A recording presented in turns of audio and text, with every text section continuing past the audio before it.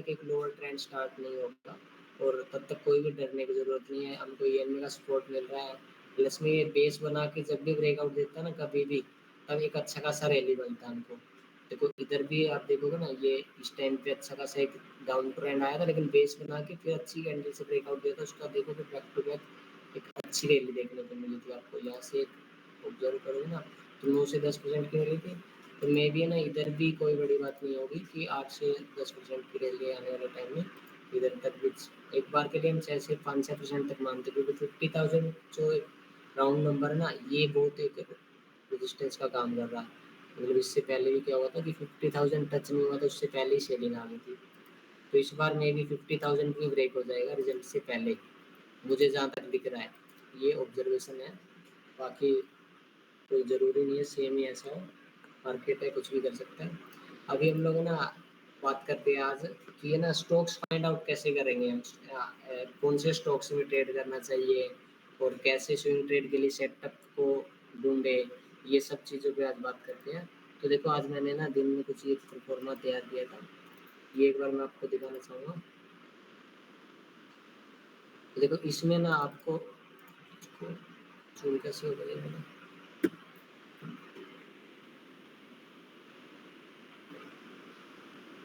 देखो हमको ना किस किस पार्टिकुलर सेटअप पे ट्रेड करना चाहिए, आपको वो चीज़ें दिखाता हूँ मैं। तो फर्स्ट तो ये क्या है, this is absolutely wrong price. ये देखो कभी भी है ना प्राइस वन डायरेक्शन में मूव कर रहा हो ना, देखो मैंने ये इधर आपको कुछ समझाने का ट्राई किया कि 100 रुपये का प्राइस था और 150 रुपये की साइड में मूवमेंट करना है। तो जब भी कोई स्टॉक से जो वन साइड मूवमेंट करना ना, तो उसमें कभी भी ट्रेड नहीं लेना चाहिए हमें। सेकेंड लेके आया है, this is a trending cup and handle pattern in this. ये देखो एक कप एंड हैंडल, एक है ना अपर ट्रेंड में, हाई अप ट्रेंड में ना ये cup and handle type pattern बनता है। तो ऐसे पैटर्न में ना हमको ट्रेड करना चाहिए। ये मैंने बताया कि कैसे कभी भी आपको ना, ये मैं अभी थ्योरी बता रहा हूँ और मैं थ्योरी बता रहा हूँ, तो आपको चार्ट पे लेके जाऊँगा, चार्ट पे भी ऐसे सेटअप्स दिखेंगे ना, तो वहाँ पे भी मैं आपको दिखाने की ट्राई करूँगा कि देखो ये ऐसे सेटअप बने थे और मोस्ट ऑफ टाइम ना हमको अच्छा खासा रिटर्न देखने को मिलेगा। सारा डिसिप्लिन हमको थोड़ा सा फॉलो करना पड़ेगा, बाकी सब करेंगे मैनेज तो हो जाएगा अच्छे से। तो कभी भी देखना प्राइस मान लो, एक मान के चलते एक एग्जांपल के लिए 100 रुपये की रेंज पे थी, 100 रुपये से फिर उसने 140-50 रुपये का ही बनाया, फिर 130 की टेस्ट करने आई, तो दोबारा से वो 160-70 के प्राइस पे गई है मान के चलते हैं हम लोग इधर। फिर वो कुछ ऐसा स्ट्रक्चर बनाए ना, कभी भी एक कप बन रही है, फिर एक छोटा सा मॉडल बना रही है।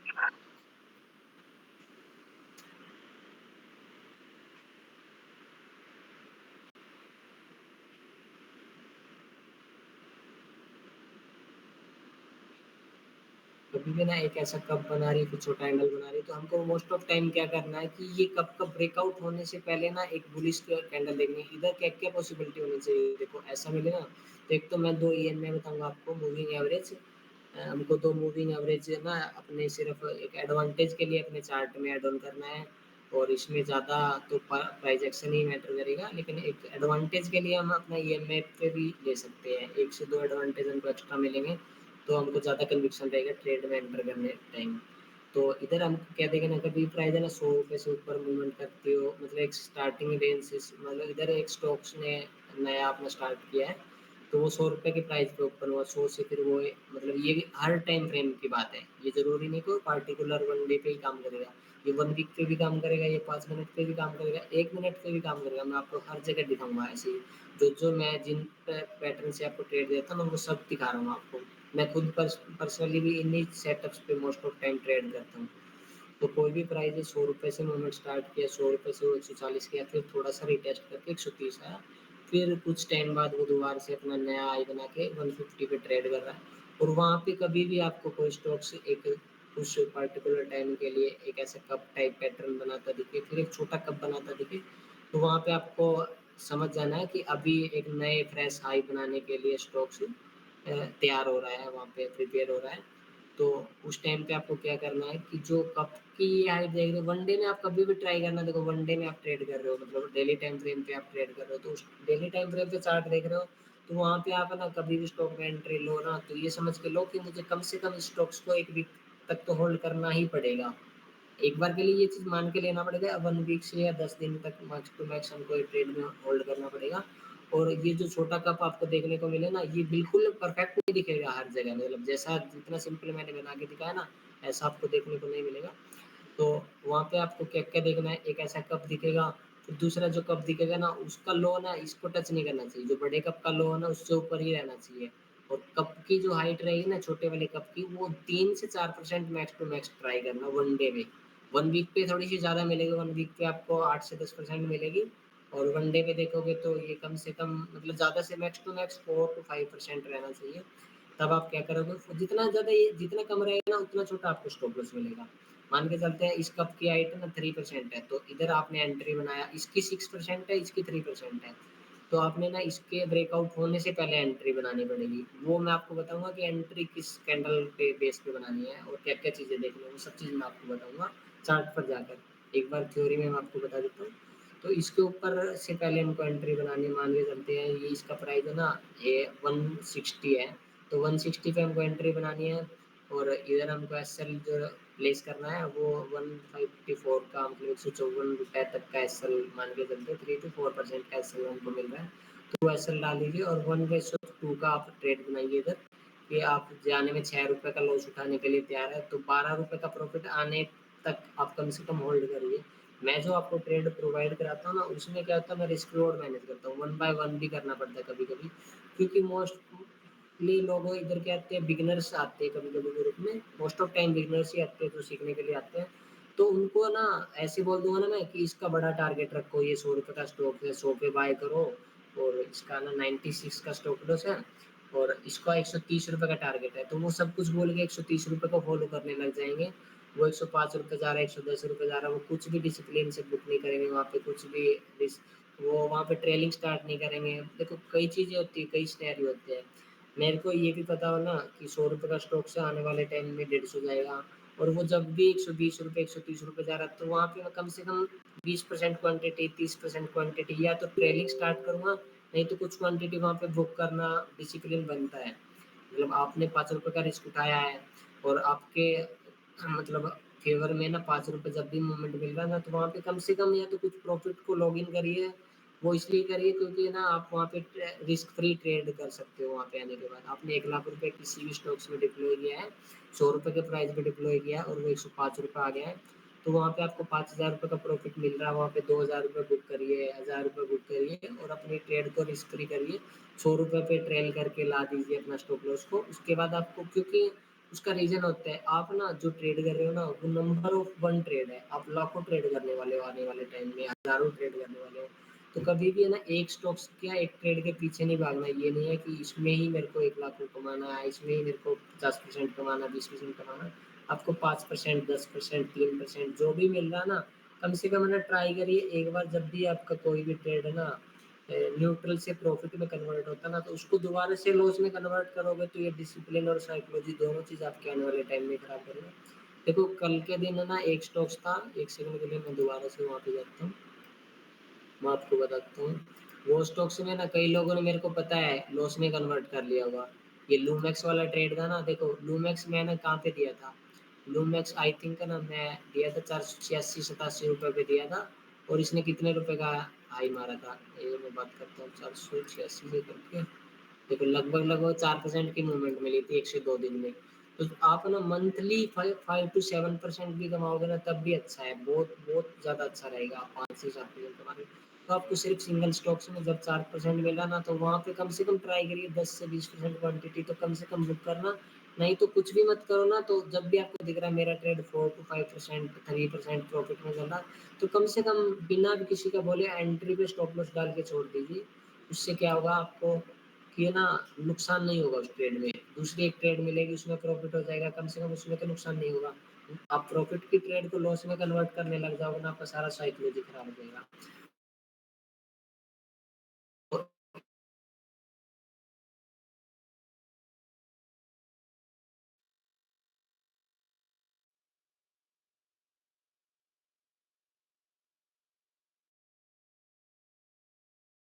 तो स्टॉक्स में भी जाके मैं पार्टिकुलर स्टॉक्स में जाके दिखाऊँगा किसी ने कैसा दिखने में दिखता है ये। तो कभी भी स्टॉक्स देखना आप ₹100 की प्राइस से ₹130 जा रही है, फिर थोड़ा-सा रिटेस्ट लेके 120 आ रही है, फिर 140 जा रही है, फिर 130 आ रही है, फिर 150 जा रही है, फिर 140 आ रही है। तो जब भी आपको ना वन टाइम देखो ये ना पहले से किसी को नहीं पता होता है कि ऐसे स्टॉक्स करने वाला है।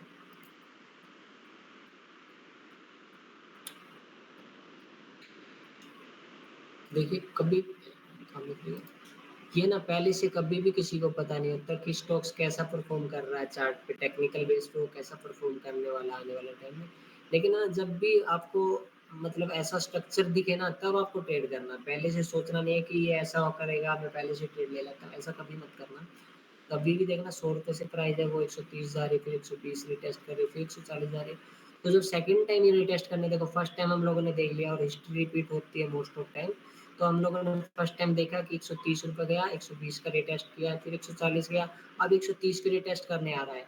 तो जब भी 130 की रिटेस्ट करने आए और जो ईएमए मैंने बताया आपको 9 और 21 का ईएमए और इधर से मान के चलता हूँ कि एक ईएमए आ रहा है और 9 ईएमए है, वो इधर आके रिस्पेक्ट दिखा रहा है। फर्स्ट तो क्या है, फर्स्ट हमको एक एडवांटेज मिला कि स्टॉक एक हायर राइट ट्रेंड में है, जो कि आपको इसमें दिख रहा होगा आपको। सेकंड आपको क्या दिखा कि फर्स्ट टाइम है ना उसने रीटेस्ट किया था और एक हाई मतलब बनाया था। ये हाई मान लेते हैं हम 5 से 10% का एक हाई है।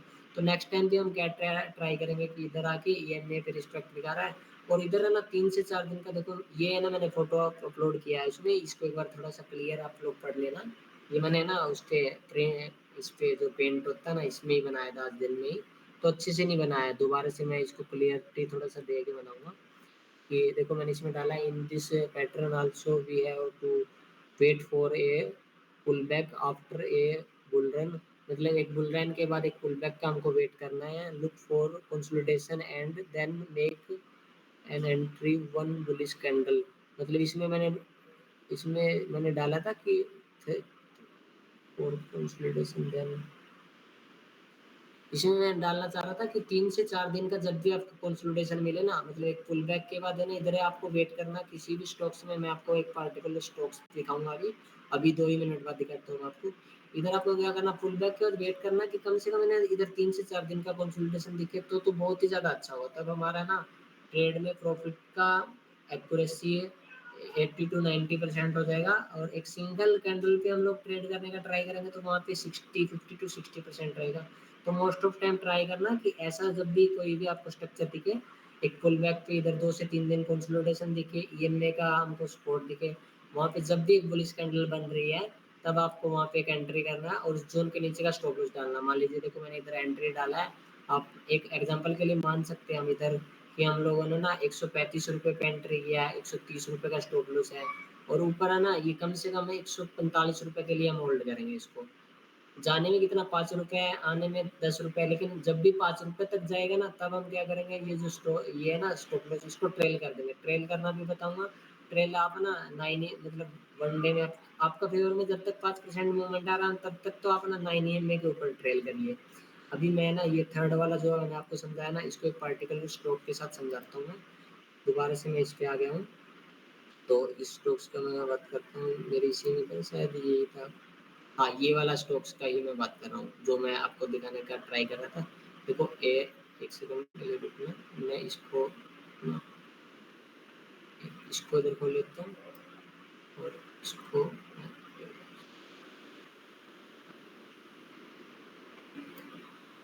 एक सेकंड के लिए रुकिए सिर्फ।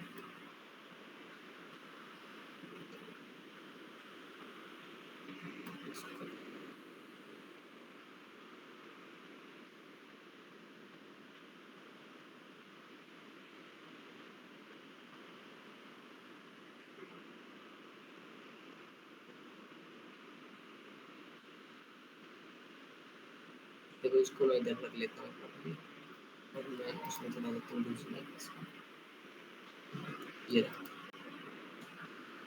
GUJAL गुज काली करके एक स्टॉक्स है, गुजरात गैस है आई थिंक ये वाला जो स्टॉक्स है ना इसका मैं बिल्कुल सेम स्ट्रक्चर आपको समझाने का ट्राई करता हूँ। थोड़ा-सा स्क्रीनशॉट का मैनेज कर लेना आप लोग।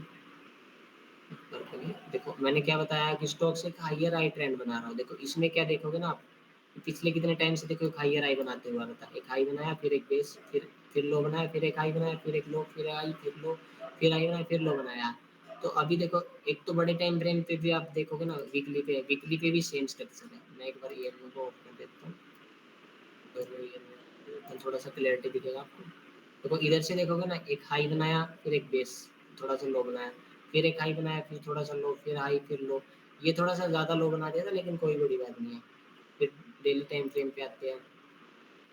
डेली टाइम फ्रेम पे आप देखोगे ना इसको इधर से एक हाई बनाया फिर थोड़ा सा एक पुल बैक आया फिर एक हाई बनाया फिर पुल बैक आया। अभी देखोगे ना एक तो मेरे को क्या दिख गया है कि इधर से एक हाई बना रहा है और इस इधर है ना इस रेजिस्टेंस को 3 टू 5 टाइम है ना ये वाला जो है ना फोर्थ वाला बीसीपी वाला ये भी कुछ कुछ इसमें ऐड ऑन हो रहा है क्योंकि एक ये बड़ा कप है फिर एक ये छोटा कप है और एक और छोटा कप बनने जा रहा है। उसके बाद ब्रेकआउट मिलेगा तो एक अच्छा खासा रैली मिल सकता है।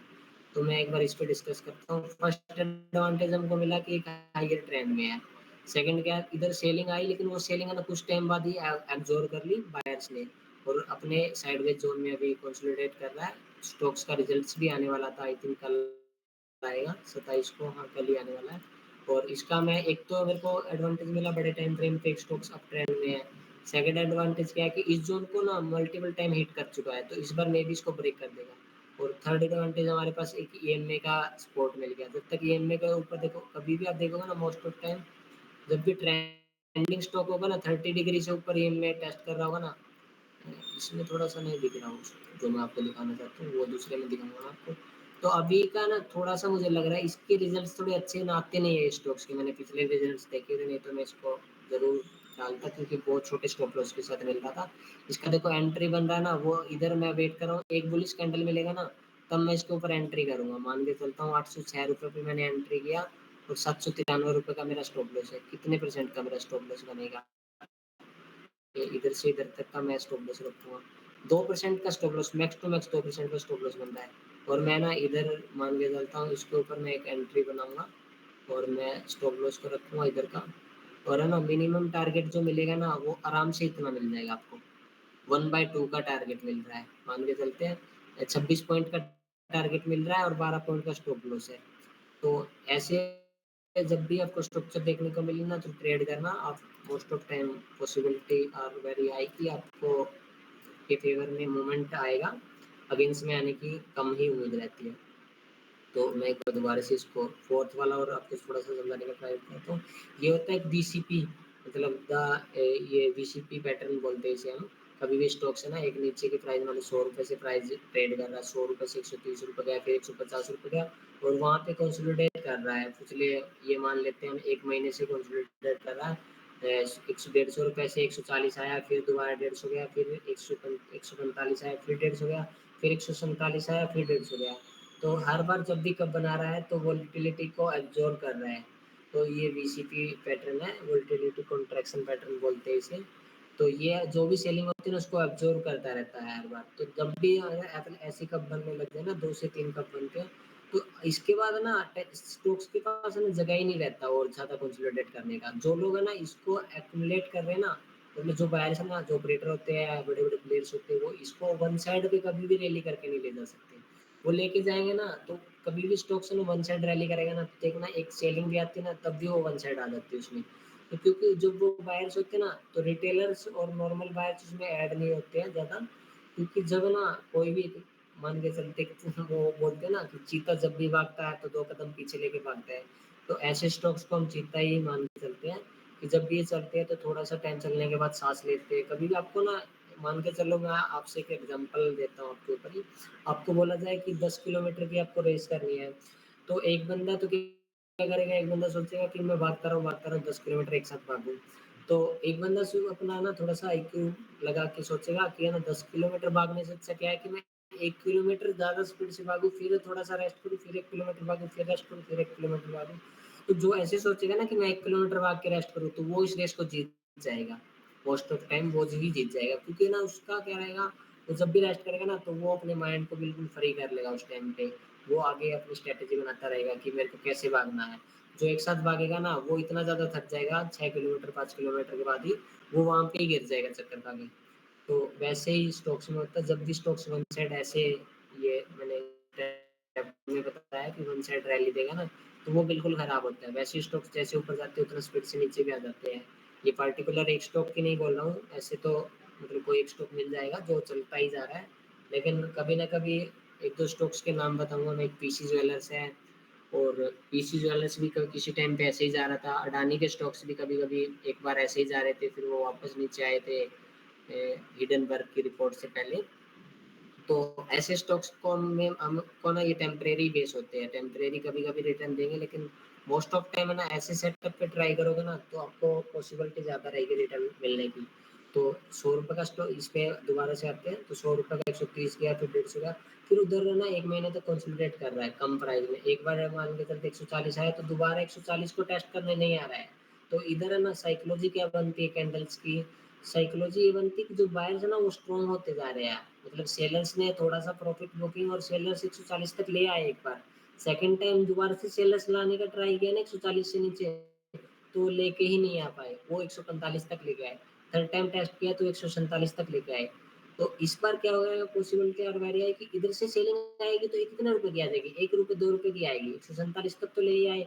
अब ये ना जो इधर जिसका ना इधर से इधर तक मिस हो गया, जिसका इधर से इधर तक मिस हो गया ना, वो लोग ट्राई क्या करेंगे, सिर्फ ₹1-2 नीचे मिलेगा ना तो बाय ऑन डिप का ट्राई करेंगे। वो ₹1 भी नीचे रहेगा ना तभी इधर से बाय करके दोबारा से ऊपर ले जाएँगे। और इधर से जब भी ब्रेकआउट देखने को मिलेगा ना, ये ₹130 से ₹150 प्राइस जो गया ना, ऐसे ही एक मूवमेंट इधर से देखने को मिलेगी। जेंसोल इंजीनियरिंग करके एक स्टॉक्स है, उसमें आप जाके देखोगे तो वीसीपी टाइप स्ट्रक्चर बना था, मैं आपको वो भी दिखा देता हूँ। तो सेम ऐसे स्ट्रक्चर भी दिखाता हूँ मैं आपको जो जेंसोल में जाके।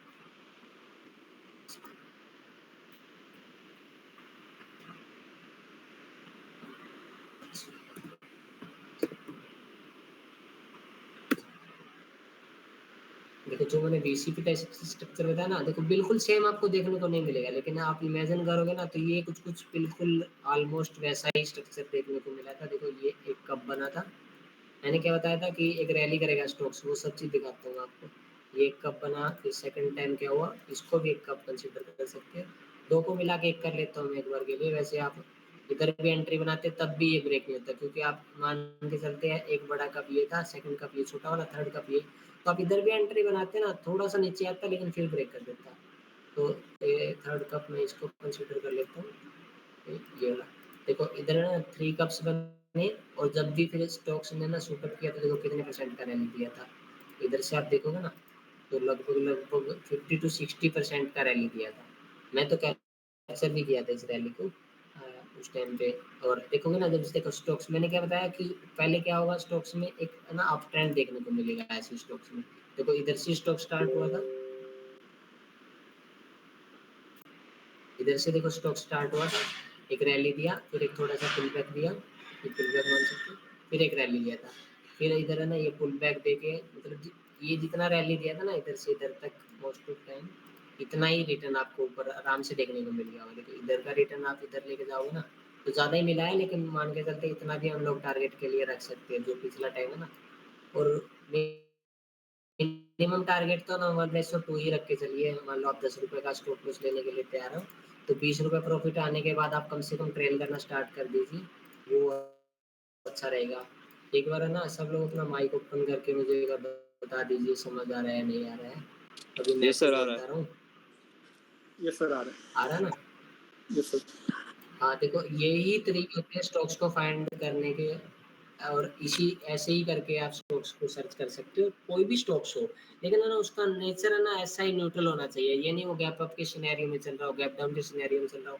देखो मैं ना आप मैंने कल कई लोगों की देखो ये ओएनजीसी मैंने एक बार मैं ना उसमें चला जाता हूँ मेरे, मैं सब स्टॉक्स के रीज़न बताता हूँ आपको। आप खुद से ना आप एक चीज़ किया करो हमेशा मोस्ट ऑफ टाइम, जो भी मैं ना स्टॉक्स रिकमेंड करूँ ना, तो मार्केट क्लोज़ होने के बाद ना मेरे को मैसेजेस किया करो कि सर इसका रीज़न बताओ ये स्टॉक देने का, उससे आपको बहुत कुछ सीखने को मिलेगा। टिप्स का क्या है, अब मैं आपको ना स्टॉक्स दूँगा, आप उससे मंथली 5% 10% आने वाले टाइम में 15% कमा लोगे थोड़ा लर्निंग करके। लेकिन आप खुद से सीख जाओगे ना तो आप कितना भी कमा सकते हो। समझ रहे हो? तो देखो मैंने ना कोई भी दिया ना उसका मैं पार्टिकुलर रीज़न सर्च आपको आपके साथ शेयर करता हूँ। मैं ना ये सब स्टॉक्स का मैं एक बार देखो स्टार्ट किया था ना जब लोग हम लोगों ने प्रीमियम मेंबर्स, तो स्टार्टिंग के टाइम पे बहुत सारे स्टॉप लॉस हिट हुए थे। उस टाइम पे बहुत लोगों के स्टॉप लॉस हिट हो रहे थे, तो मार्केट का स्ट्रक्चर जब अच्छा नहीं रहेगा ना तब स्टॉप लॉस हिट होना कोई बड़ी बात नहीं होती है। देखो मैं ना अब से दिखाता हूँ आपको ये इधर से देखता हूँ, इससे पहले थोड़े स्टॉप लॉस हुए थे, ये शैडो सीपिंग का स्टॉक्स था, ये एक बार चला था 20% 25% चला था ये 2 दिन में। तो और लॉन्ग टर्म के लिए मैंने दे के रखा है वैसे ये अभी भी कि लॉन्ग टर्म में अच्छा कर सकता है। लेकिन देखो यूनो मिंडा करके मैंने स्टॉक्स दिया था, तो मैंने कब दिया था ये ₹730 पे दिया था। देखो इसका मैं 730 नहीं था, Uno Minda buy about 734, target था 750 758 770 प्लस के ₹716 का स्टॉप लॉस था। तो मैं एक बार चार्ट पे आता हूँ, इस पे डिस्कस करते हैं।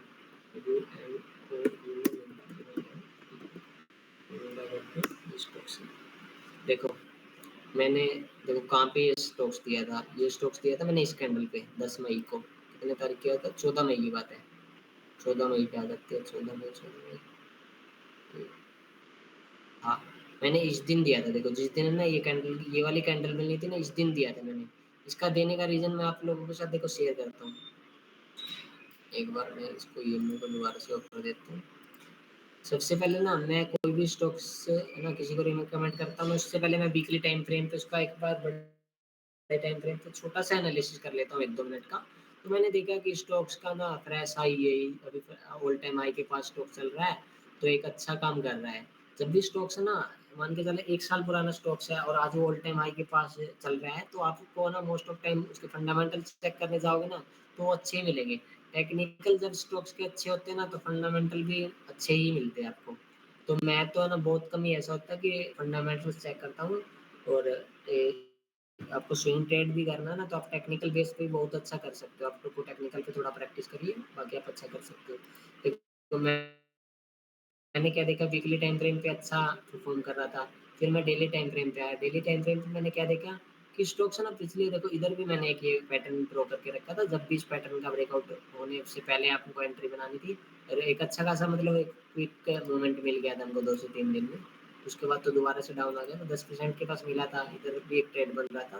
फिर उसको डिस्कस नहीं करते, इसको करते हैं जो कि मैंने दिया था। देखो इधर क्या था, स्टॉक्स ने एक हाई बनाया था, फिर थोड़ा-सा पुल बैक लिया, फिर एक हाई बनाया, फिर पुल बैक ले रहा था। लेकिन स्टोक्स में देख रहा था कितने दिनों से ना इधर एक साइडवेज जोन में कंसोलिडेट कर रहा था। तब मैंने ना इधर 5 से 10 दिन की इसकी हिस्ट्री को पढ़ने के ट्राई किया था। स्टोक्स में ना एक स्ट्रॉन्ग स्पॉट का काम करेगा, क्योंकि किसी टाइम पहले ना इधर से ही मार्केट गिरा था, स्टोक्स गिरा था इधर ये ये है ना, इधर से ही एक बार थोड़ा-सा डाउन आया था। देखो इधर स्टोक्स अपर ट्रेंड में ट्राई कर रहा था, एक हाई हाई बनाने की, इधर से हाई बनाया, फिर थोड़ा सा पुल बैक, फिर हाई, फिर थोड़ा सा पुल बैक, फिर एक नया हाई बनाने के लिए ट्राई कर रहा था। लेकिन इधर किसी भी एनी रीजन से देखो एक रिजल्ट आए थे, ये रिजल्ट खराब थे। हो सकता है किसी को पसंद नहीं आया रिजल्ट, इनके इन्वेस्टर को। तो वहां से थोड़ी सी कुछ टाइम के लिए सेलिंग देखने को मिली थी। लेकिन फिर देखोगे ना, तो ये जो प्रीवियस लो था ना इसका, ये वाला, तो इसको ही ब्रेक नहीं कर पाया था 570 को। इसको ब्रेक नहीं कर पाया, ये एक स्ट्रॉन्ग सपोर्ट का काम कर रहा था। तो उसके बाद से दोबारा से एक हायर हाई बनाने का उसने आगे था। तो इधर मैंने देखा कि है ना अच्छी खासी वॉल्यूम के साथ एक अच्छी खासी बुलिश कैंडल बन रही है बैक टू बैक। तो मैं वेट कर रहा था इधर की कंसोलिडेशन देखने को मिले। देखो मैं ना इस टाइम के पास से इसको वॉच लिस्ट में ऐड करके रखा था, मेरे को याद है। इधर 19 अप्रैल 30 अप्रैल को मैंने वॉच लिस्ट में ऐड करा था। मैं वेट कर रहा था इधर मेरे को कंसोलिडेशन देखने को मिले थोड़े टाइम पे। कंसोलिडेशन देखने को मिले, फिर मैं थोड़ा-सा एक्यूमुलेशन देखने को मिले, और एक ईएमए का मेरे को सपोर्ट देखने को मिलेगा, फिर कोई अच्छा मेरे को सेटअप दिखेगा, तो मैं ट्रेड लेने का ट्राई करूँगा। तो मैंने क्या देखा कि इधर से एक सेलिंग आई, देखो इस दिन की बात कर लेते हैं हम। फर्स्ट टाइम क्या हुआ था कि अच्छा खासा एक रैली मिला, थोड़ा-सा पुल बैक आना जायज़ बात है, बिल्कुल कोई दिक्कत नहीं है। और ये जो पुल बैक आना था ना, वो ये जो रेजिस्टेंस होता था ना किसी टाइम पे, उस तक आना अच्छा था, और बिल्कुल सही उसी तक आया। मतलब इधर से एक आया था, ₹560 से आया, और ₹700 तक 760 से आया, और ₹700 तक का एक थोड़ा-सा पुल बैक आया। फिर दोबारा से नेक्स्ट टाइम क्या हुआ, 1 से 2 दिन बाद फिर दोबारा से एक रैली मिली 2 से 3% की देखने को। फिर दोबारा से थोड़ी-सी उसी ज़ोन से सेलिंग आई जहाँ से पहले आई थी। फिर थोड़ी-सी सेलिंग आई, फिर दोबारा बाइंग आई, फिर दोबारा सेलिंग आई। तो मैं वेट कर रहा था कि इसी ज़ोन में थोड़ा-सा एक्यूमुलेट हो रहा है स्टॉक। मतलब पिछले 5 से 15 दिन तक में स्टॉक्स इसी ज़ोन में घूम रहा है, तो मेरे को मोस्ट ऑफ टाइम देखो, हमको एडवांटेज, मतलब एडवांटेज नोट करो करो कभी भी कोई सी ट्रेड में आप जाना चाहते हो ना, तो उसका एडवांटेज आप पेपर और पेन लीजिए, उस पे आप ना ड्रॉ कीजिए कि मैं किस रीज़न से इस स्टॉक्स में एंट्री बनाना चाहता हूँ, उसके रीज़न्स लिखिए। उसके 1 सेकंड के लिए रुकिए, सिर्फ पानी पी लेता हूँ।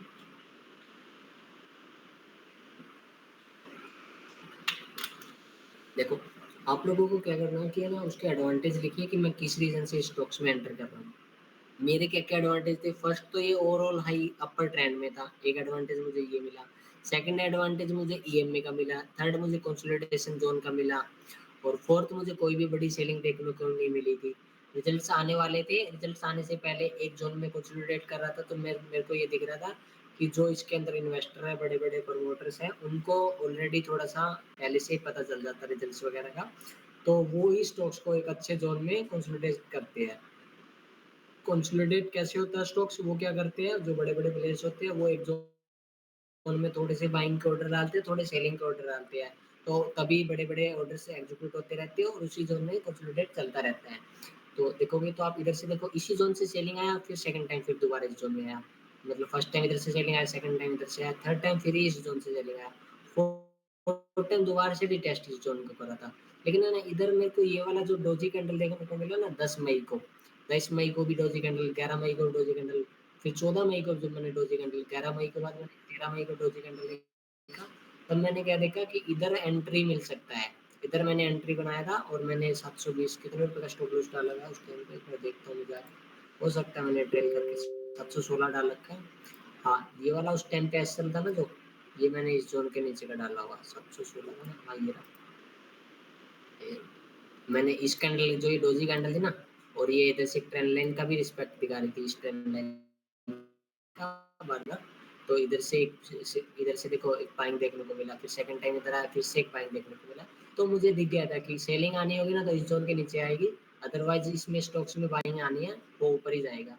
तो जब स्टॉक्स देखोगे ना तो च 14 इस दिन मैंने रिकमेंड किया था 14 तारीख को, और लगभग इधर मैंने बोल दिया था कि भई लगभग मेरे टारगेट्स देखोगे ना, कितने रुपए के, ₹770 के टारगेट है।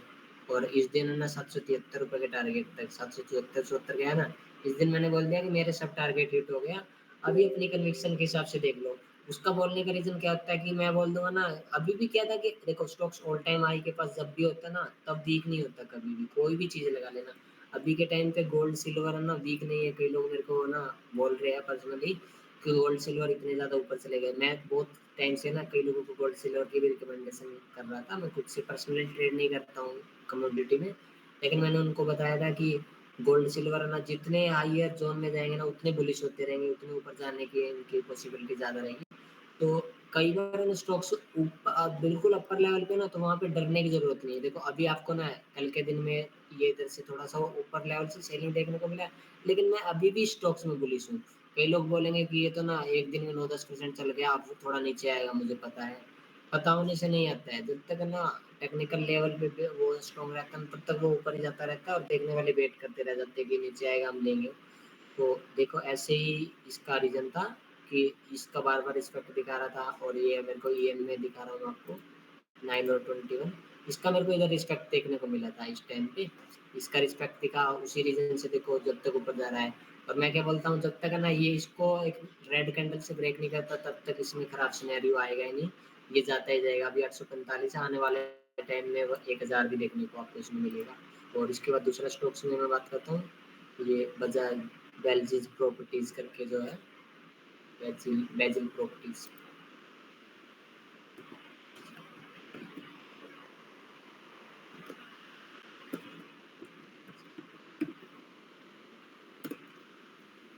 ये वाला स्टॉक्स था, मैं कहाँ पे रिकमेंड किया था स्टॉक्स को आपको दिखाता हूँ। मैं ना इस कैंडल पे रिकमेंड किया था।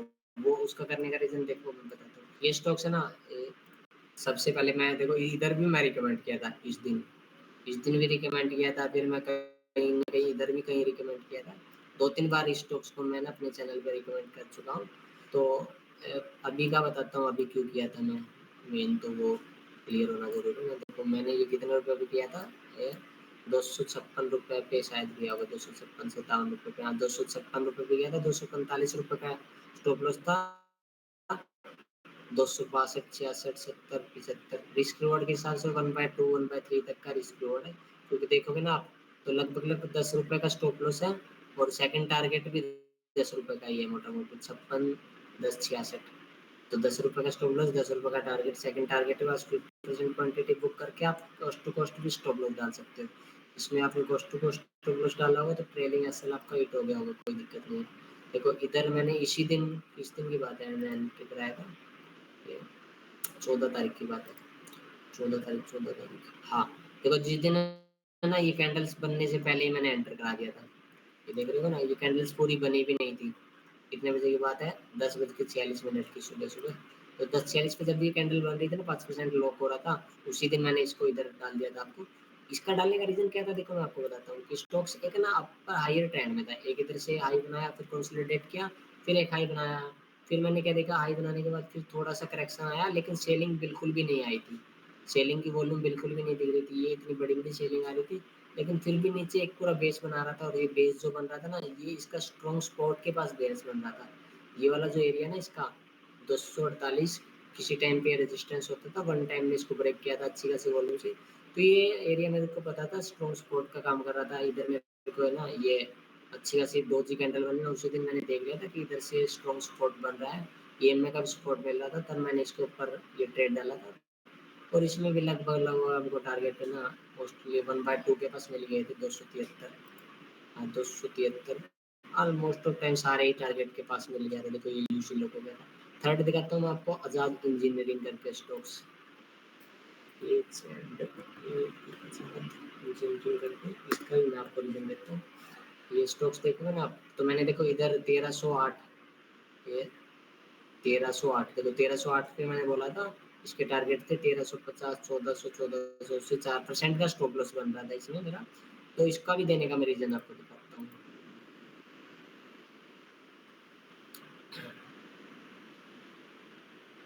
देखो ये स्टॉक्स है ना, पिछला मैं थोड़ा-सा इसका रिसर्च किया था कि देखो पिछले कुछ टाइम से ना स्टॉक्स इधर इधर इसका आईपीओ मार्केट में आया था, इसके बाद ये ट्रेंड करने लगा था इधर। इधर से देखा तो मैंने एक हाई बनाया, फिर इधर देखोगे ना आप,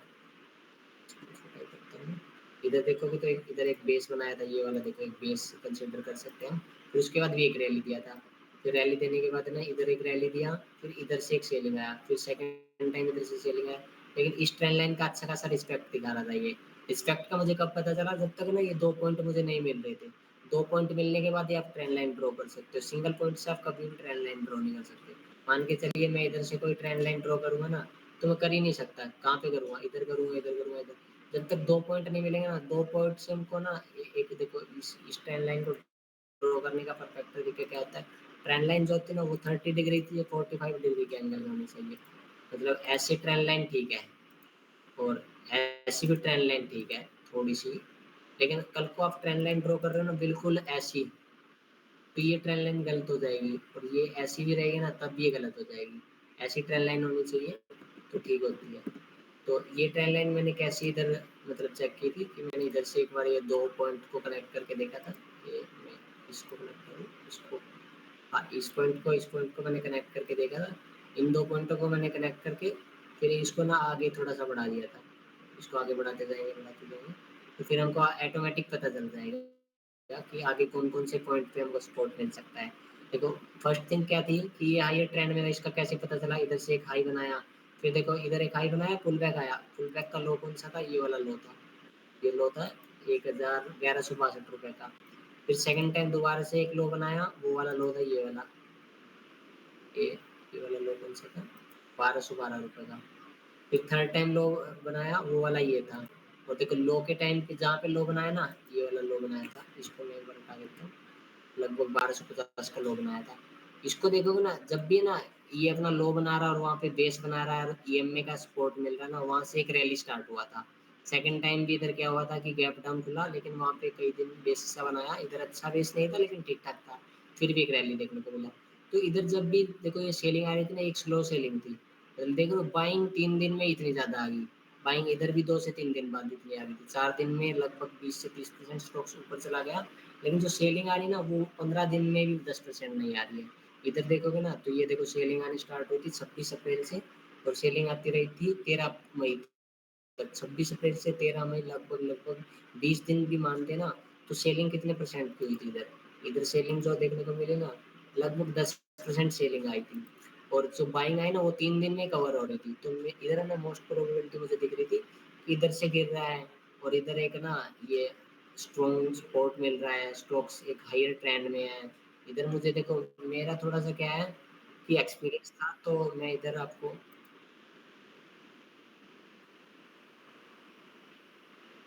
इधर देखो कि इधर मेरे को थोड़ा-सा एक्सपीरियंस है, तो इसलिए मैं ना ईएमआई का ज़रूरी नहीं होता कि हर बार ही रिस्पेक्ट मिलेगा तो मैं ट्रेड दूँगा। इस बार रिस्पेक्ट नहीं मिल रहा था, पहले नहीं मिल रहा था क्योंकि ईएमआई ऊपर से आ रहा था तो रिस्पेक्ट नहीं मिल रहा था।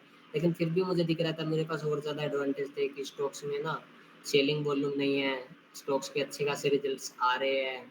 पिछले रिजल्ट चेक किए मैंने थोड़े से एक बार मोटा-मोटी, तो रिजल्ट्स अच्छे थे और अच्छा खासा कर रहा था और कोई भी है ना अपना लो जो था ना उसको ब्रेक नहीं कर रहा था, जो प्रीवियस लो थे वो एक बार भी ब्रेक नहीं हुए थे।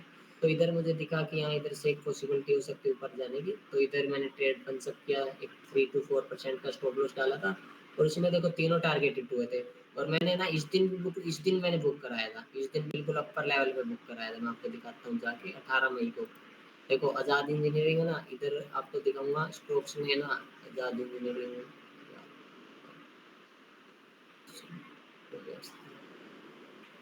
इधर की बात थी, इधर की मैं पता नहीं ये वाली 18 मई 18 मई को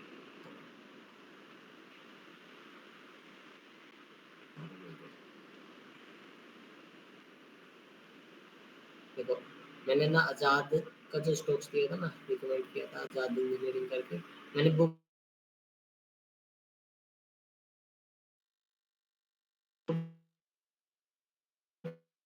बहुत लेट कराया है। तो स्टॉप लॉस जब भी जाता है ना 3 से जब भी ट्रेड डाला ना 15 से 20 ट्रेड डाले हैं और उसमें ना कल के दिन ही 2 स्टॉप लॉस हिट हुए हैं। वो भी मैं आपको दिखाता हूँ कौन-कौन से हुए हैं।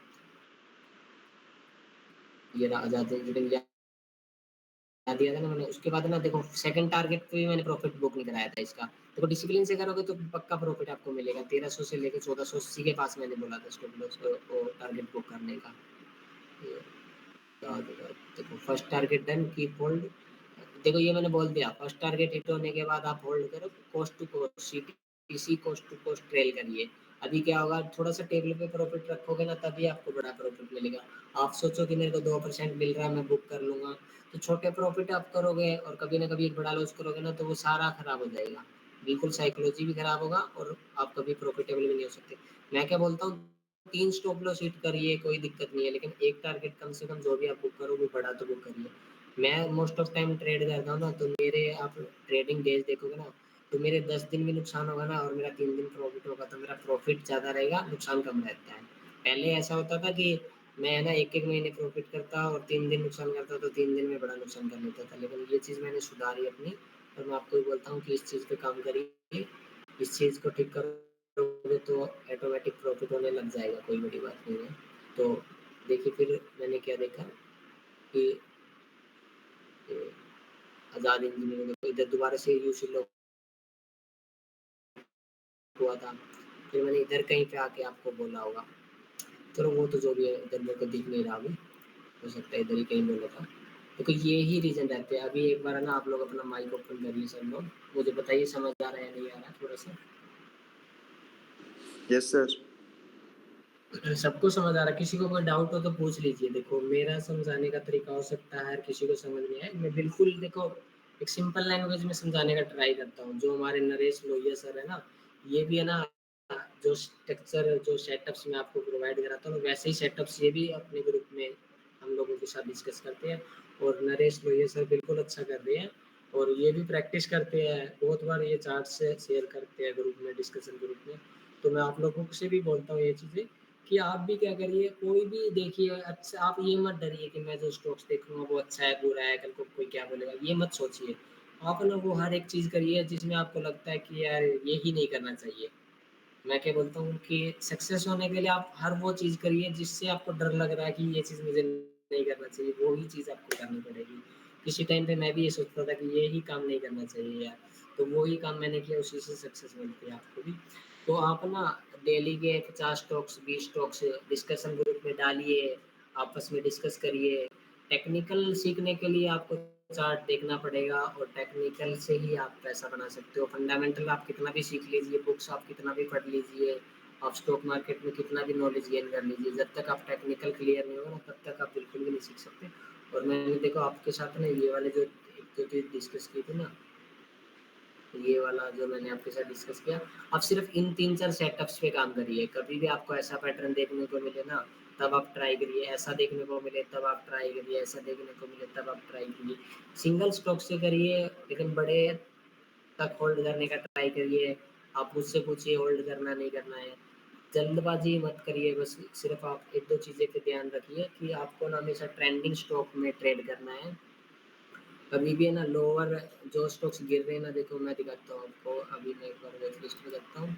देखो आपको क्या देखना है सबसे पहले, आप जो स्टॉक्स में मान लो आज़ाद इंजीनियरिंग स्टॉक्स में ट्रेड करना चाहते हो, तो ये देखिए कि ये किस सेक्टर से रिलेट कर रहा है। अभी के टाइम पे ना मीडिया सेक्टर बिल्कुल भी अच्छा ग्रोथ नहीं कर रहा है। उसका रीज़न मैं आपको दिखाता हूँ, देखो उसका पूरा का पूरा सेक्टर ही खराब है। आप मोस्ट ऑफ टाइम ना पूरी मार्केट अच्छी रहेगी, लेकिन ना मीडिया सेक्टर खराब परफ़ॉर्म करता पाएगा। ये ये आप इसमें ये मीडिया कल के दिन थोड़ा-सा अच्छा परफ़ॉर्म किया था, लेकिन पिछले कितने टाइम से ना बिल्कुल खराब परफ़ॉर्म कर रहा था ये सेक्टर। ये सारा डिलीट कर देते हैं, इससे आपको थोड़ा-सा अच्छे से समझ आएगा। देखो, इधर क्या देखने को मिल रहा है ना आपको, ये है ना पिछले टाइम से थोड़ा-सा ठीक-ठाक चल रहा था, कि इधर से एक हायर हाई बना रहा था, लगभग-लगभग 2021 में मीडिया सेक्टर अच्छा चल रहा था, लेकिन 21 के बाद आप देखोगे ना अभी कितने टाइम से बिल्कुल खराब चल रहा है मीडिया सेक्टर। देखो ऊपर लेवल से सेलिंग देखने को मिली, फिर एक कंसोलिडेशन हुआ, फिर दोबारा से एक लो बनाया, फिर कंसोलिडेशन हुआ, फिर अभी कंसोलिडेशन ज़ोन में ही चल रहा है। जब तक है ना इस लेवल के ऊपर नहीं आता ना, तो बिल्कुल भी सुधार नहीं आएगा। इसके ऊपर आने के बाद भी मैं नहीं बोल रहा कि बिल्कुल ठीक हो जाएगा, जब तक है ना ये इस इन लेवल्स को ब्रेक नहीं करता ना, इसको ब्रेक करने के बाद फिर इसको ब्रेक नहीं करता ना, मिनिमम इसको ब्रेक नहीं करेगा ना, तब तक स्ट्रॉन्ग होगा ही नहीं। अभी किसी भी मीडिया स्टॉक्स में जाएँगे ना, 1-2 मीडिया स्टॉक्स की हम डिस्कस करते हैं। टीवी18 है, एक एनडीटीवी है, टीवी18 स्टॉक्स को देखोगे ना आप, तो इसमें कितनी बार कितना ही फंडामेंटल अच्छा क्यों ना हो, टीवी18 के फंडामेंटल ठीक-ठाक है स्टॉक्स के, लेकिन फिर भी आप स्टॉक्स को देखोगे ना, तो आप मान के चलो कि इसके फंडामेंटल अच्छे हैं, आप इधर ट्रेड कर रहे हो, इधर ट्रेड कर रहे हो, आपको लग रहा है कि मेरे को डिस्काउंट में मिल रहा है। आप किसी भी जगह पे ट्रेड करोगे ना, तो अभी आपको लॉस के चांसेस ज़्यादा रहेंगे, क्योंकि पूरा का पूरा सेक्टर ही ग्रो नहीं कर रहा है। हमेशा ट्राई करो कि ऐसे स्टॉक्स में ट्राई करो जो कम से कम ना वीकली टाइम फ्रेम पे एक हाइयर ट्रेंड में हो। ये देखोगे ना वीकली टाइम फ्रेम पे एक लोअर ट्रेंड में देख रहे हो, कि ना ऊपर से एक लो बना रहा है, नीचे आया जा रहा है, नीचे आया जा रहा है। ऐसे ऐसे स्ट्रक्चर में देखो अभी के टाइम पे मैं आपको दिखाता हूँ ऑटो, जो ये ना ये ऑटो सेक्टर है, ये हायर ट्रेंड में है। लेकिन ऑटो सेक्टर के जितने भी स्टॉक्स होंगे ना, वो आप ना मोस्ट ऑफ टाइम ट्रेड करने का ट्राई करोगे, तो उसपे आपको फर्स्ट एडवांटेज ये मिलेगा कि वो हायर ट्रेंड स्टॉक है, अपर ट्रेंड में चल रहे हैं, तो वहाँ पे पॉसिबिलिटी आर वेरी हाई, आपको ज़्यादा पॉसिबिलिटी रहेगी कि आपकी ट्रेड सक्सेसफुल हो। और ऐसे सेक्टर में कभी भी अभी के टाइम पे आईटी सेक्टर में मैं बोलता हूँ कि थोड़ा-सा ट्रेड मत करिए, क्योंकि ये भी एक लोअर ट्रेंड बना रहा है, दिख रहे हो? इधर से लो बनाया, फिर बेस बनाया, फिर लो बनाया, फिर बेस बना रहा है, और ईएमए से नीचे ट्रेंड कर रहा है। जब भी ईएमए के पास आएगा ना, तब से सेलिंग आ जाएगी। जैसे इधर से सेलिंग आई, ऊपर देखो इधर थोड़ा-सा 2-3 दिन कंसोलिडेशन दिया, इधर 2-4 वीक वीक बोलना चाहता हूँ मैं, डे बोल दिया मैंने। तो 2-4 वीक इधर कंसोलिडेशन किया, फिर से सेलिंग आ गई। अभी भी क्या है 3-4 वीक से कंसोलिडेशन कर रहा है, तो मेबी इधर से दोबारा से सेलिंग आ जाएगी। कोई बड़ी बात नहीं, आने वाले टाइम में अभी भी मेरे को निफ्टी आईटी सेक्टर है, जो थोड़ा-सा वीक लग रहा है। फाइनेंशियल का बात करता हूँ, तो देखो फाइनेंस के स्टॉक्स है ना, देखो अभी मैं स्ट्रक्चर से ही समझ गया इसकी। मैंने देखा आप लोगों के साथ ही है, मैंने ये फाइनेंस का नहीं देखा था। अभी देखने जाओगे ना आप, फाइनेंस के जो भी स्टॉक्स मिलेंगे ना, वो अच्छा परफ़ॉर्म करेंगे आने वाले टाइम में। तो आप है ना ये सारे जो है ना, इसका एक बार स्क्रीनशॉट ले लीजिए चाहे तो। मेटल सेक्टर है, फार्मा सेक्टर है, पीएसयू बैंक्स है, मिड कैप है, निफ्टी मिड सेलेक्ट है, और ये स्मॉल कैप है, energy sector, commodity, auto, media, infra, service, और ये जो भी है ना फाइनेंस, आईटी, ये सारा ना आप एक अलग से वॉच लिस्ट बना के रखिए। इनको ना रोज़ एक बार ट्रैक करिए। रोज़ ना बड़े टाइम फ्रेम पे आके देखिए कौन-सा सेक्टर ग्रो कर रहा है। फिर क्या करिए, गूगल पे जाइए, उस सेक्टर के ना स्टॉक्स सर्च करना। ये आपको दिख रहा है, जैसे कि अभी देखो मैं दिखाता हूँ आपको, मैं एक-एक करके दिखाता हूँ आपको सभी। आप ना मेटल सेक्टर में अभी के टाइम ट्रेड कर सकते हो। देखो इधर मैंने कुछ टाइम पहले ड्रॉ भी किया था, इधर ही ड्रॉ किया था मैंने, इसमें डेली टाइम फ्रेम पे। पीछे कुछ टाइम, कुछ वीक पहले हमने ना जब डिस्कस किया था ना, तब में भी है ना ये इधर इधर कुछ था। तो मैंने तब आपको बताया था कि ये अभी नीचे से ऐसे आ रहा है, और इधर कंसोलिडेशन करेगा, फिर इसका ब्रेकआउट देगा, और सेम वही हुआ। इधर इसने ब्रेकआउट दिया और इधर गया ये। तो अभी आपके टाइम है ना मेटल सेक्टर में ट्रेड लेने का ट्राई करोगे तो पॉसिबिलिटी ज़्यादा रहेगी आपका सक्सेस आने का ट्रेड का। क्योंकि ये ऑल टाइम हाई पे अभी टेस्ट कर रहा है और कंसोलिडेशन देने के बाद ब्रेक किया है। देखो इधर आप ट्रेड करते तो अच्छा था और भी ज़्यादा, लेकिन अभी भी ट्रेड करोगे तब भी कोई बुरा नहीं है। और सेकंड फार्मा सेक्टर में जाओगे, देखो हाँ, ये सेक्टर बहुत अच्छा है। मैं बोलता हूँ कि फार्मा सेक्टर को ट्रैक रखो। क्यों क्यों बोल रहा हूँ? क्योंकि देखो फर्स्ट टाइम इधर ब्रेक करने के लिए ट्राई करा, सेकंड टाइम ट्राई किया, थर्ड टाइम ट्राई किया, फोर्थ टाइम ट्राई कर रहा है। और फोर्थ टाइम देख रहे हो ना आप कि नीचे आ रहा है, लेकिन इधर से देख रहे हो ना, इस कैंडल को देखो, 2 से 3 कैंडल को। नीचे आया, दोबारा से एक बाइंग आ गया, फिर नीचे आया, फिर बाइंग आया। तो अभी है ना, इधर जब भी एक बुलिश कैंडल देखने को मिलेगी ना, तो मिनिमम ऐसी ऐसी 3 ये कितने परसेंट की कैंडल, 2-3% की कैंडल्स इसको ब्रेक कर देगा। और फार्मा के ना, आप मेरे को अभी कोई स्टॉक्स बताना। उस आप 5 स्टॉक से सर्च करोगे ना फार्मा सेक्टर के अभी के टाइम पे, तो उसमें से ना 5 स्टॉक्स से सर्च करोगे तो 3 स्टॉक्स में ना आपको अच्छे सेटअप्स देखने को मिलेंगे। ये फ़ायदा मिलेगा आपको इसके पूरा का पूरा इंडेक्स देखने का। तो ये तो हो गया, इस पे हम डिस्कस करते हैं 2 मिनट बाद। आप मेरे को याद दिलाना फार्मा सेक्टर के स्टॉक्स का। पीएसयू बैंक्स का भी मैं आपको दिखाता हूँ। देखो ये पीएसयू बैंक्स का है कि इधर से देखो एक ब्रेकआउट देखने को मिला था, लेकिन फिर से थोड़ा-सा सस्टेन नहीं कर पाया, तो थोड़ा-सा नीचे आया, लेकिन दोबारा से उसी ज़ोन में ट्रेड कर रहा है। तो पीएसयू बैंक भी दोबारा से इसको ब्रेक करेगा ना, ये देखो इधर से जिन लोगों ने सेलिंग किया था ना, सेक्टर में सेलिंग कर नहीं सकते, लेकिन स्टॉक्स की बात कर लेता हूँ मैं एक बार, इसको समझिए आप स्टॉक से। मान के चलिए एक बंदा है जिसका नाम है अभिषेक। अभिषेक ने ना इधर से सेलिंग किया है। इसका लेवल है सेलिंग का 7645 रुपए। और इसका ना जो टारगेट है ना, इसका स्टॉप लॉस है ना, 1 मिनट के लिए रुको, देखो मैं इसका पूरा का पूरा वो बना देता हूँ। इसने ना इधर से पंचअप किया सेलिंग के ऑर्डर। इसका सेलिंग प्राइस है 7600 ये रुपए। और इसका स्टॉप लॉस मान के चलते इधर का है, लगभग 8000 रुपए का है। और इसका टारगेट जो है ना, वो 1/4 का टारगेट है, 1/3 मान लेता हूँ मैं एक बार के लिए। तो इतना बड़ा ये टारगेट रख के सेलिंग किया है। ये एक बड़ी कंपनी है, इंस्टीट्यूशन कंपनी है बड़ी कोई, एफआईआई है, फॉरेन इन्वेस्टर है अभिषेक जी हमारे। तो इधर से इन लोगों ने सेलिंग किया है, तो ये क्या वेट कर रहे हैं कि इसको नीचे लाने का। जब तक है ना ये इधर आया ना, इधर आने के बाद ये क्या कर रहे हैं कि यार और नीचे लेके आएंगे। तो थोड़ा सा पुल बैक आया, अभी इधर से ट्राई करेंगे दोबारा से आने की। लेकिन है ना अभिषेक जी डरेंगे नहीं बिल्कुल भी अभी तक, क्योंकि ना इनका प्रॉफिट में चल रही है ट्रेड। ये कब डरेंगे? ये ना जब भी मान के चलिए कि इधर से इधर तक गया तो ये डर नहीं रहे इधर। जब ये 6800 पे था तो ये आराम से बेफिक्र बैठे थे। लेकिन अभी ये थोड़ा-थोड़ा पुल बैक वापस जा रहा है, तब इनको थोड़ा-सा डर का एहसास होने लगेगा। तो इसको मैं एक बार दोबारा से हटा देता हूँ। मैं आपको इसके साथ-साथ एक वो भी दिखाता हूँ। इसका टूल होता है एक फिबोनाची करके, वो भी इसमें थोड़ा-सा इम्पोर्टेंट रोल प्ले करता है। जब भी ना इधर अभिषेक जी ने सेल किया है और उसका इधर तक ₹100 प्रॉफ़िट हो रहा है, तो वो उनको डरने की ज़रूरत नहीं है। तो जब भी प्रॉफ़िट घटेगा ना, इधर घट के ₹50 प्रॉफ़िट आ जाएगा ना, तब वो थोड़ा-सा डरना स्टार्ट करेंगे। वो बोलेंगे यार ₹100 प्रॉफ़िट था। ये साइकोलॉजी बता रहा हूँ मैं, हर किसी की साइकोलॉजी सेम होती है। बड़े-बड़े इंस्टीट्यूशंस होते हैं, उनकी भी साइकोलॉजी आपके जैसी होती है। लॉस से उतना ही वो डरते हैं जितना आप डरते हो। प्रॉफ़िट में उतना ही उनको खुशी होती है जितना आपको होती है। हर लोगों की साइकोलॉजी सेम काम करती है। बड़े से बड़े इन्वेस्टर भी खुश होते हैं प्रॉफ़िट होने के बाद, और आप भी खुश होते हो। तो वैसे ही होता है कि मान के चलो किसी बड़े इंस्टीट्यूशन ने यहाँ से सेलिंग की, उसका इधर एक एग्ज़ाम्पल के लिए ₹100 प्रॉफ़िट चल रहा है, उसका घट के ₹50 आएगा तो थोड़ा-सा वो डरने लग जाएगा। तो इधर 10 इंस्टीट्यूशंस ने सेलिंग की ना, तो 5 इंस्टीट्यूशन डर के इधर निकल जाएँगे। उनको लगेगा कि यार ये ₹5 ₹50 भी चला जाएगा, ₹100 प्रॉफ़िट था, अभी घट के 50 हो गया। वो उसमें 10 लोगों ने सेल किया तो 5 लोग तो इधर ही निकल जाएँगे। बचे 5 लोग वो बिल्कुल इधर वो कॉस्ट टू कॉस्ट का जो हम लोग करते हैं, कॉस्ट टू कॉस्ट का ट्रेलिंग एसएल डाल लेते हैं। वो कॉस्ट टू कॉस्ट का ट्रेलिंग एसएल डालेंगे, जो 5 लोगों ने इधर निकलेंगे ना डर के वजह से, वो लोग निकलेंगे ना, उन्होंने सेल करके रखा है, उनको पंच ऑर्डर जो होगा ना वो बाइंग का हो जाएगा इधर कन्वर्ट। तो इधर एक बाइंग का ऑर्डर मिलेगा, इस ज़ोन में ना एक बाइंग का ऑर्डर पंचअप हो जाएगा। और उस रीज़न से ना इधर एक बड़ी बिग बार कैंडल भी बन सकती है, क्योंकि लोग वेट कर रहे हैं दोबारा से, जो नए बायर्स हैं ना, जो इधर से बाइंग करके चले हैं, वो वेट कर रहे हैं कि इस ज़ोन का ब्रेकआउट मिलेगा तो हम और क्वांटिटी ऐड करेंगे।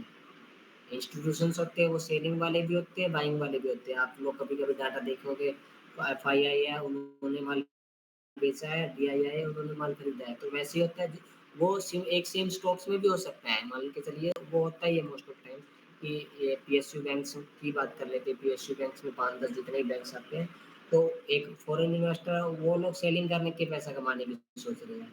और डीआईआई है वो बाइंग करके कमाने की सोच रही है। तो फॉरेन इन्वेस्टर जब डरेगा जब डीआईआई अच्छा पैसा इधर डिप्लॉय करेगा, उस रीजन से इधर बाइंग आ जाएगी।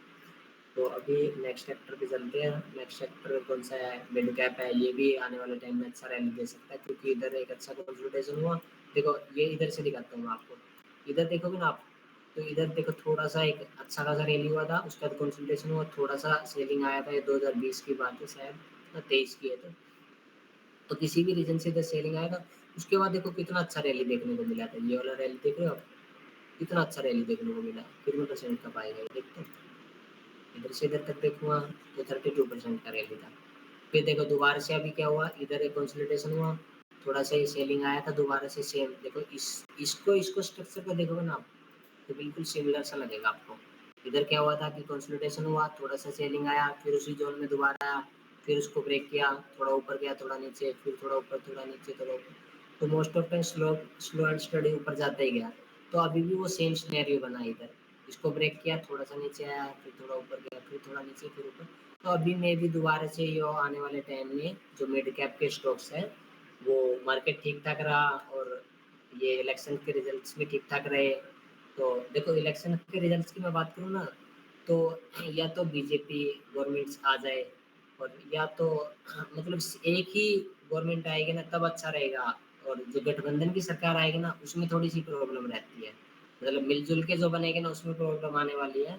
और एक जो भी गवर्नमेंट बनेगी ना, ऐसे नहीं है कि मेरे को लग रहा है कि गवर्नमेंट बीजेपी आएगी तब भी अच्छा है, और कांग्रेस की आएगी तब भी अच्छा ही रहेगा मार्केट। मेरे हिसाब से मेरे को नहीं लग रहा आने वाले टाइम में कांग्रेस की गवर्नमेंट भी आएगी तो खराब होगा, लेकिन एक सिंगल वो सरकार आएगी ना तब अच्छा रहेगा।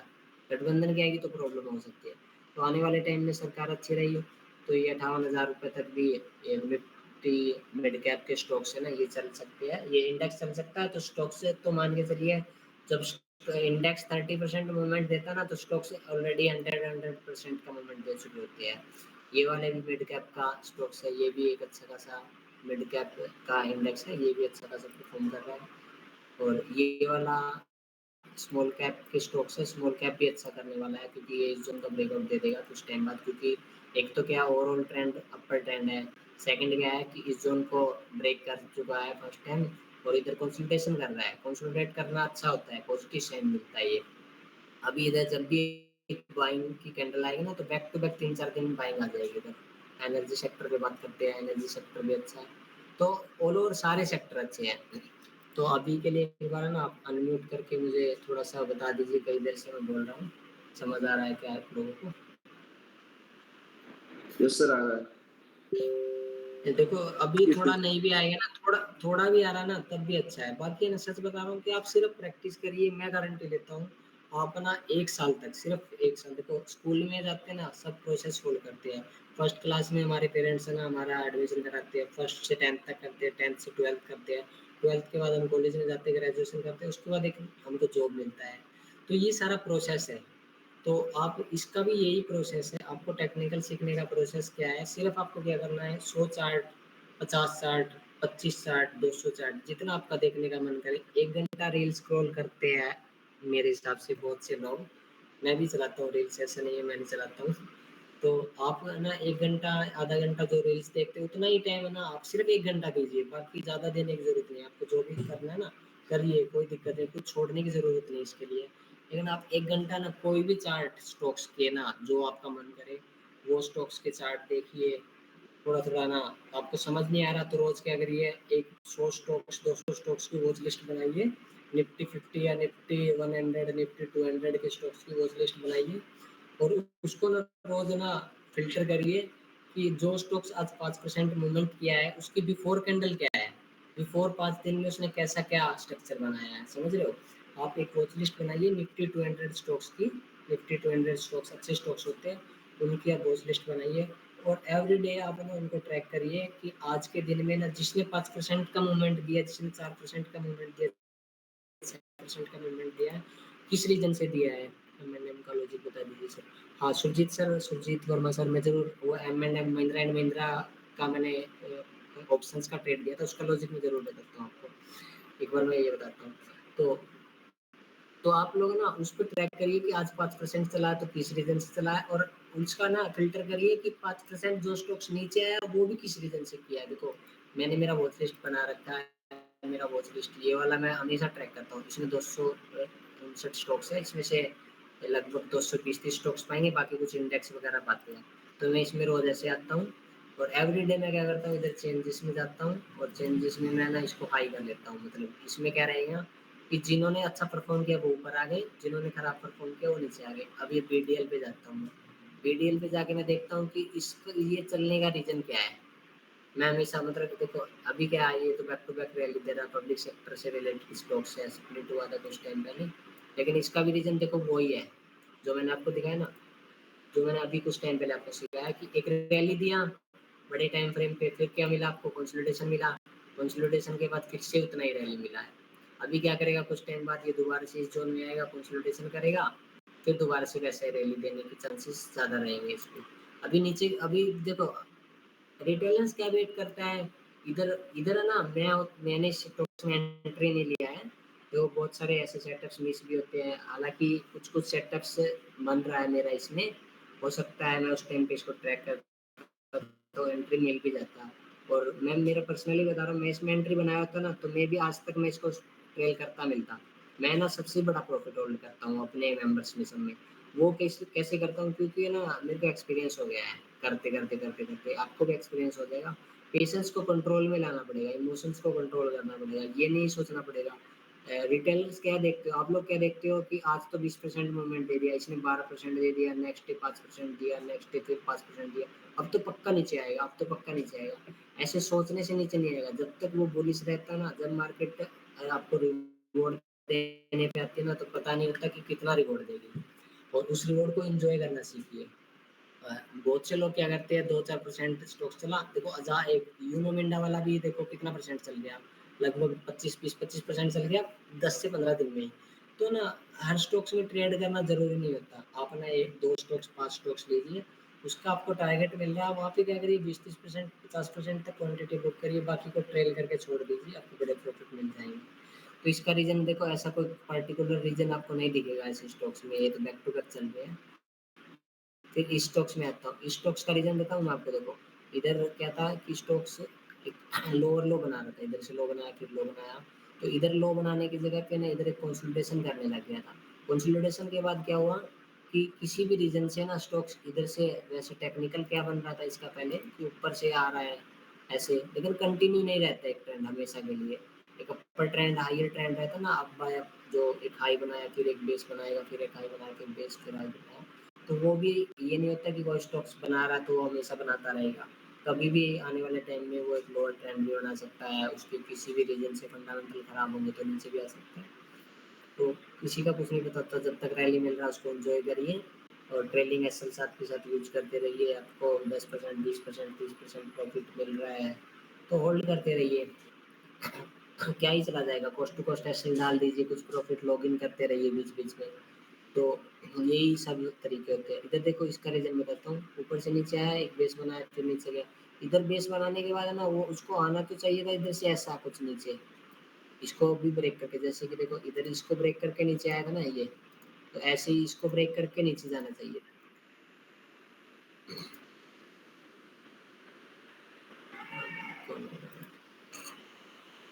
1 मिनट के लिए रुको।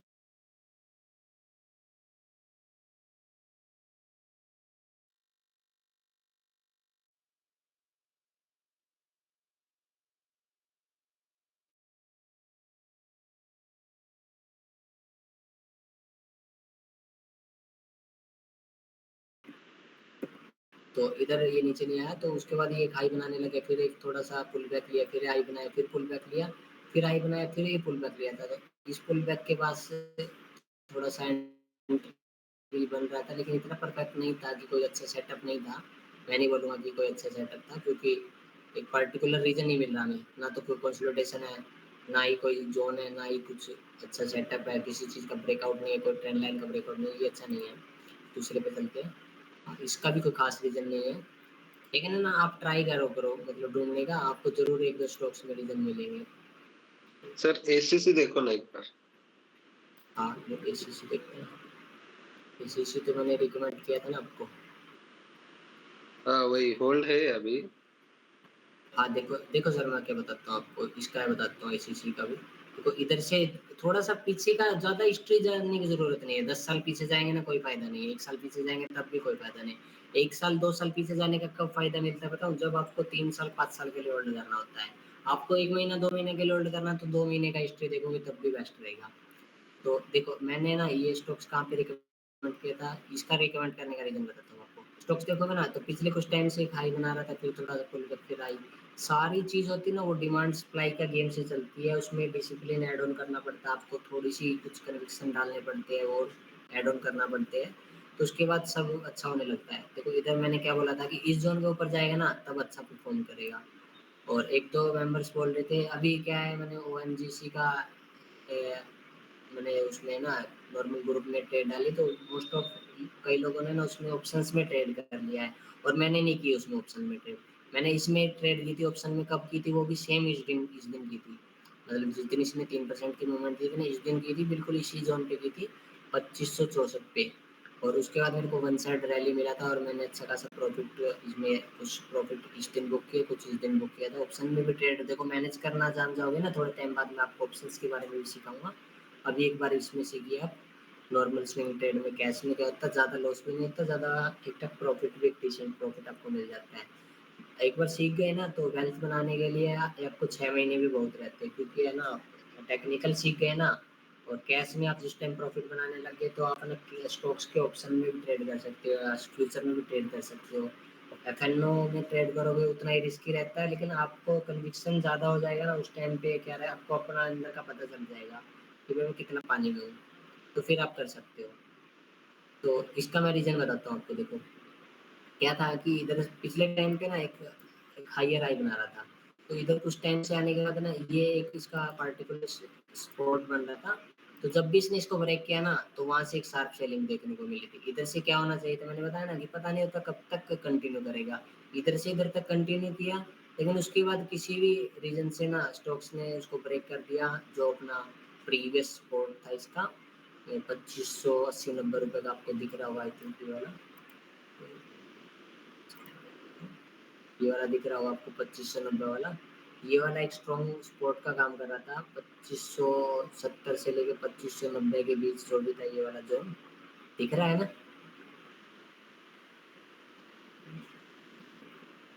दिख रहा है। देखो ये वाला जो था ना इसको ब्रेक किया, फिर वहाँ से ना नेक्स्ट डे एक शार्प सेलिंग देखने को मिली। इसका रीज़न यही था कि है ना इधर लोग क्या वेट कर रहे थे, इधर से जब भी देखो इधर ऊपर गया ना, तो जब भी थोड़ा-सा पुल बैक मिला ना वहाँ पे लोगों ने क्वांटिटी ऐड की। फिर दोबारा ऊपर गया, फिर थोड़ा नीचे आया, इधर लोगों ने क्वांटिटी ऐड करी। फिर ऊपर गया, फिर नीचे आया, इधर लोगों ने क्वांटिटी ऐड करी, फिर ऊपर गया। फिर दोबारा से इसी ज़ोन में आया ना, एक बंदा है जिसने इधर से बाइंग किया, वो डर गया है अभी आने के बाद। लेकिन इधर क्या हुआ कि इधर ये लोग है ना इधर क्विक कर गए हैं, जिन्होंने ना इधर रिसेंट बाय किया था और इधर से भी जो बाइंग करके आए थे ना उनको भी लग रहा था कि इधर से ब्रेक हो सकता है, तो ये कुछ प्रॉफिट बुकिंग भी मान सकते हैं। और कुछ ना इधर क्या हुआ कि एक सेलिंग की अपॉर्चुनिटी दिखी, क्योंकि जब भी फर्स्ट टाइम एक बार देखो, एक बार नीचे आया इधर ब्रेक करके, सेकंड टाइम इस ज़ोन में आया ही नहीं। इधर ब्रेक करके गया, सेकंड टाइम इस ज़ोन में आया ही नहीं। इधर से ब्रेक करके गया ऊपर, सेकंड टाइम इस ज़ोन में आ गया। तो सेकंड टाइम इस ज़ोन में आया ना तो सब लोग तो वेट कर रहे थे कि फर्स्ट टाइम में इसको ब्रेक करके चला जाएगा, और ऊपर है ना इस ज़ोन को ब्रेक नहीं कर पाया और इस रीज़न से इधर आ गया, तो थोड़ा-सा सेलिंग देखने को मिला। फिर थोड़ा-सा एक, लेकिन सेलिंग देखो ये थोड़े टाइम के लिए सेलिंग होगी। मतलब ये नहीं है कि इधर से एक छोटा-सा टेक्निकल खराब हुआ तो सेलिंग आती जाएगी, कंटिन्यू रहती जाएगी, ऐसा नहीं होगा। कंटिन्यू करने के लिए दोबारा से उसको आगे प्राइस एक्शन बनाना पड़ेगा, जभी कंटिन्यू होगी। तो फिर क्या हुआ, इधर से एक बाइंग आई, थोड़ा-सा रिकवरी मिला, मैंने इन दोनों पॉइंटों को मिला के एक ट्रेंड लाइन बनाया, तो उस ट्रेंड लाइन का मुझे प्रॉपर्ली रिस्पेक्ट मिलने लगा। फिर से एक थोड़ा-सा डाउन आया, फिर ऊपर गया, फिर थोड़ा डाउन आया। फिर देखो इधर आने के बाद मुझे क्या-क्या देखने को मिला था कि मैं वेट कर रहा था इसको, वीकली टाइम फ्रेम पे भी मैंने देखा था स्ट्रक्चर को, वीकली टाइम फ्रेम पे भी इसका पूरा वो रिस्पेक्ट दिखा रहा था। तो मैंने देख लिया कि 1 टाइम, 2 टाइम, 3 टाइम, 4 टाइम इसको टेस्ट कर चुका है। 5th टाइम जब भी देखो एक ज़ोन का ना एक वो होता है कि वो एक ज़ोन है ना वो 2 बार, 3 बार, 4 बार, मैक्स टू मैक्स 4 बार तक ही रिस्पेक्ट दिखाएगा।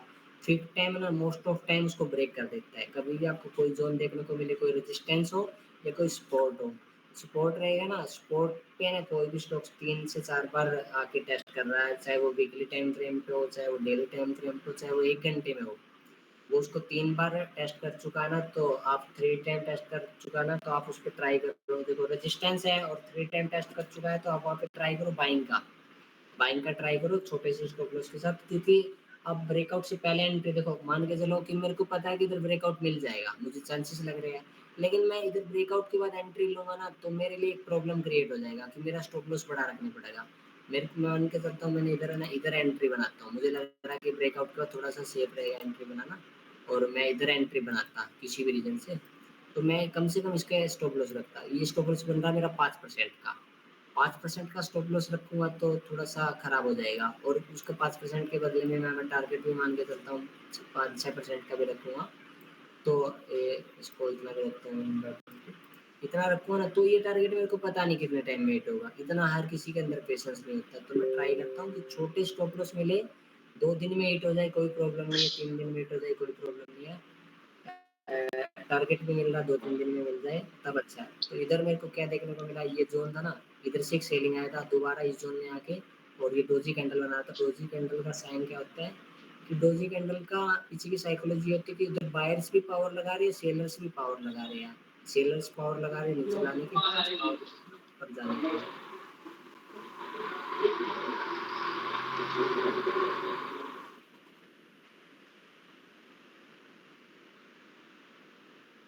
सेलर्स भी ट्राई कर रहे थे नीचे लेके आने की, बायर्स ट्राई कर रहे थे ऊपर लेके जाने की। एक एडवांटेज मुझे क्या मिला कि इसको रिस्पेक्ट दे रहा है, 4 टाइम दे चुका था, तो मुझे सर किसका माइक खुला है? थोड़ा-सा डिस्टर्बेंस होगा। जिसको पूछना ना सिर्फ़ वो ही एक बार के लिए माइक ओपन रखें। तो इधर मेरे को ना 5th टाइम में मुझे ना थोड़ा-सा लग रहा था कि चांसेस ज़्यादा थे कि ब्रेक कर देगा, इसलिए मैंने क्या किया, इधर मुझे एक तो इसका रिस्पेक्ट बार-बार कर रहा था, तो मुझे एक एडवांटेज ये मिला कि 5th टाइम में इसको ब्रेक कर देगा। और बड़े टाइम फ्रेम पे देखूँगा तो मुझे एक हायर अप ट्रेंड दिख रहा था। इसका 3 से 4 बार इसका रिस्पेक्ट दिखा चुका था, तो मुझे लग रहा था इस बार लास्ट टाइम इसका रिस्पेक्ट दिखाया, ब्रेक करेगा ना इस बार, तो एक सेलिंग आ सकता है। अदरवाइज़ इधर से अच्छी स्ट्रॉन्ग बाइंग कैंडल बनाया था इसने 14 मई के दिन, उधर से कंटिन्यू बाइंग हो रही थी, फिर इधर एक साइडवेज ज़ोन आया था, और मैंने इसी दिन ऑप्शंस की ट्रेड दी थी ना ना ये तो मैंने इस दिन दिया था, आई थिंक 21 मई को दिया था। 21 मई को दिया था। आपका होल्ड है ना सर, कोई बात नहीं, आप इसको होल्ड करिए। आप ना इसके नीचे का स्टॉप लॉस रख के होल्ड करिए, 2540 से 45 का स्टॉप लॉस रखिए सर, कॉस्ट टू कॉस्ट रहेगा आपका स्टॉप लॉस। कुछ क्वांटिटी बुक कर लीजिए, मैं बोलता हूँ आपको, बाकी आप होल्ड रखिए। मे बी ना आने वाले टाइम में ना ये इस ज़ोन को भी ब्रेक कर देगा, और ये सेम ठीक है स्ट्रक्चर सर, है ना ठीक है। आपको। हाँ, और एक बंदे ने पूछ रखा है, आई थिंक वो कौन सा पूछ रखा है उसको मैं देखता हूँ। ये उन्होंने बोला M&M का, 1 सेकंड के लिए रुकना।